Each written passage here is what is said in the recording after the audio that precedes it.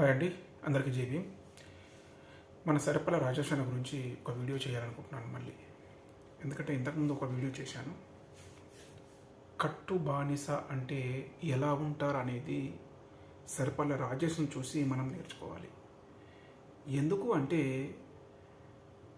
ప్రవీణ్ పడగల ఆయన చనిపోయిన తర్వాత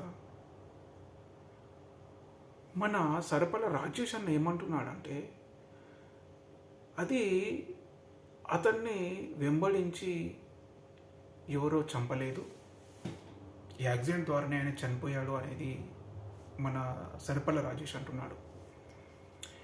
అసలు రాజేష్ అన్న, అసలు నీవు మనిషివేనా? నువ్వు మనిషివేనా అంటున్నావు.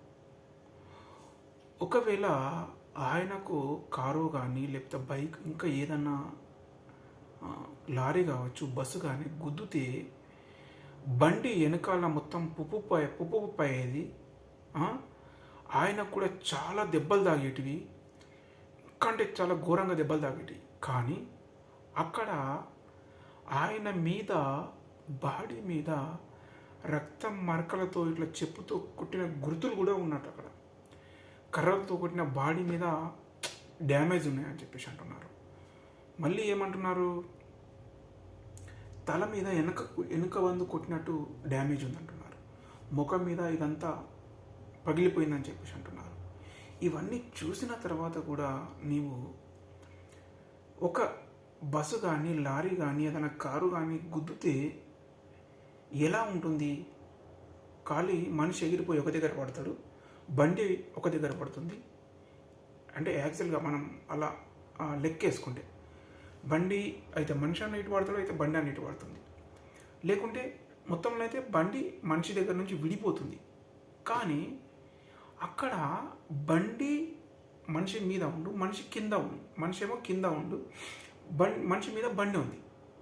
మరి అసంటప్పుడు ఆయన ఏదైనా లారీ కానీ ఏదైనా డీసీఎం కానీ ఏదైనా బస్సు కానీ గుద్దితే, ఏదైనా కారు కానీ గుద్దితే మనిషి బండి ఒకటే పడిపోయి ఇట్లా అది అయిపోయిందా? అది అయిపోయినప్పుడు ఆయన బాడీకి కర్రలతో కొట్టిన డ్యామేజ్ ఎట్లుంటుంది? ఆయన ముఖం పెదవులన్నీ ఇట్లా చీల్చేసినట్టు, ఈ ముఖం మీద ఇట్లా కత్తులతో అంత కర్రలతో కొట్టినట్టు డ్యామేజ్ ఎట్లుంటుందన్న సరిపల్ల రాజేష్ అన్న.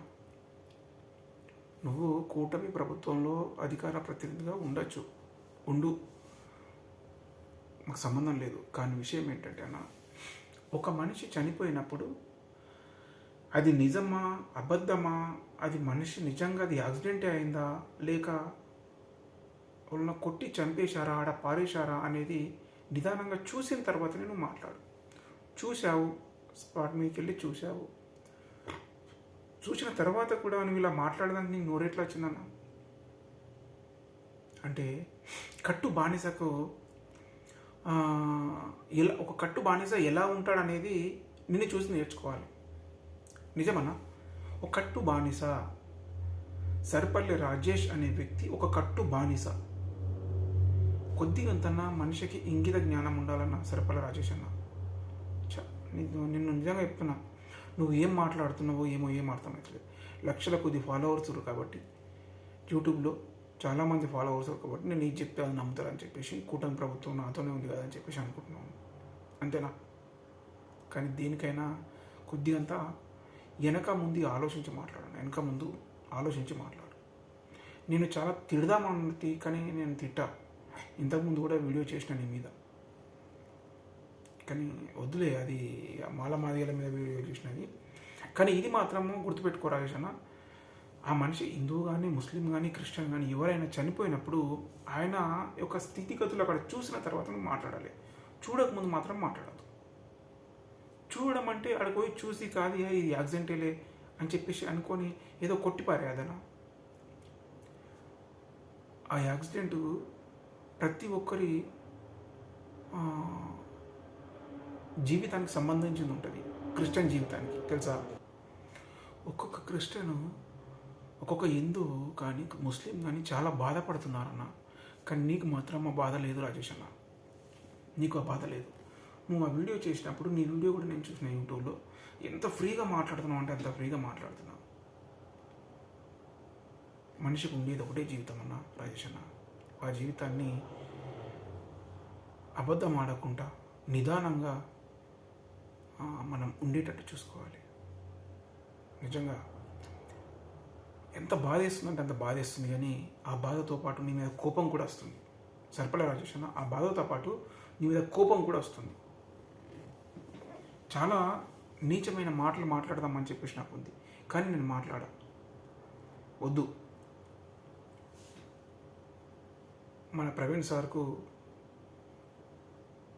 కరెక్ట్గా న్యాయం జరగాలని చెప్పేసి కోరుకుంటున్నాను. ఆయనను నిజంగా ఎవరైనా హతమారుస్తే వాళ్ళకు కంపల్సరీ కఠినంగా శిక్ష పడి వాళ్ళ ఫ్యామిలీకి మంచి జరగాలని చెప్పేసి నేను కోరుకుంటున్నాను. కానీ రాజేష్ అన్న, నువ్వు జర జాగ్రత్త, అంటే మాటలు జాగ్రత్త. అది యాక్సిడెంటు ఎవరో కొట్టి ఆడ పారేయలేదు, అది యాక్సిడెంట్ మాత్రమే అని చెప్పేసి నువ్వు కొట్టి పారేస్తున్నావు. కానీ గుర్తుపెట్టుకో అన్న, ఆయన టోల్ గేట్ కాడ నుంచి వచ్చేటప్పుడు అక్కడ సీసీ కెమెరాలో కొద్దిగా ఒక 5 నుంచి 6 సెకండ్లు 10 సెకండ్లు చూపించారు కదా. ఆ టోల్ గేట్ కాడ నుంచి వచ్చేటప్పుడు కేవలం ఇండికేటర్ మాత్రమే వేసుకొని వస్తున్నాడు. సైడ్ ఇండికేటర్ ఒకటి వేసుకొని వస్తున్నాడు. హెల్మెట్ ఉంది, హెడ్ లైట్ లేదు. అంటే ఆల్రెడీ ఆయన్ని అటాక్ చేశారు. అంటే అట్లా ఆ సిచ్యువేషన్ అట్లా అనిపిస్తుంది. అటాక్ చేశారేమో, ఆ సిచ్యువేషన్ మాత్రం అక్కడ కనిపిస్తుంది అట్లా. కానీ నువ్వంటున్నావు, ఒకవేళ బండి మంచిగుండి అన్నీ మంచిగుంటే హెడ్ లైట్ ఎందుకు వేసుకోడు మనిషి? ఇది కూడా ఆలోచించలేవా నువ్వు? అందుగురించి ఆల్రెడీ ఆయన మీద అటాక్ జరిగిన తర్వాత ఆయన వాళ్ళ నుంచి తప్పించుకొని వద్దామో అనే సోకే ఇంకా ఏదో జరిగినట్టుంది. అదొకటి మాత్రం నిగ్గు తెలవాలి. ఇక పోలీసు వాళ్ళు ఇన్వెస్టిగేషన్ చేస్తా అని చెప్పేసి అంటారు కదా. వాళ్ళు చంద్రబాబు నాయుడు కూడా అంటున్నారు, హోంమంత్రి శాఖ ఆమె కూడా అంటుంది, నారా లోకేష్ కూడా అంటున్నాడు దీన్ని బాగా చేద్దామని చెప్పేసి అంటున్నాడు. కానీ నువ్వు మాత్రం జర జాగ్రత్త అన్నా, ఎందుకంటే నిదానంగా మాట్లాడడము చూసుకో. చనిపోయిన వ్యక్తి ఒక చిన్న వ్యక్తి కాదు, ఒక క్రైస్తవ సమాజానికి ఒక మంచి ఉన్నతమైన వ్యక్తి, అన్ని మతాలను గౌరవించే వ్యక్తి, అందరినీ మంచి ఒక ప్రేమ అభిమానంతో పిలిచే వ్యక్తి. అసలు వ్యక్తికి అలా జరిగినప్పుడు నువ్వు అలా మాట్లాడడం తప్పనా? కరెక్ట్గా చూసుకొని మాట్లాడు, ఓకేనా? నువ్వు మారు, సమాజం కోసం ఆలోచించు, ఓకేనా? అందరికీ పేరు పైన జై భీమ్. ఉంటా.